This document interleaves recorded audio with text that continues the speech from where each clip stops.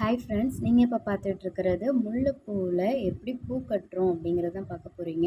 அந்த பூ கட்டுறது வந்து மாலை மாதிரி தொடுத்து ரொம்ப நெருக்கமாக அழகாக எப்படி இருக்குது அப்படிங்கிறது தான் நீங்கள் பார்க்குறீங்க. நார்மலாக எப்பவும் கட்டுற பூ நூல்கண்டு எடுத்து பூ கட்டிக்கலாம். இதில் வந்து கொஞ்சம் ஃபஸ்ட்டே கொஞ்சம் நூலை வந்துட்டு உங்களுக்கு லெஃப்ட் சைடில் கொஞ்சம் நூலை விட்டுருங்க.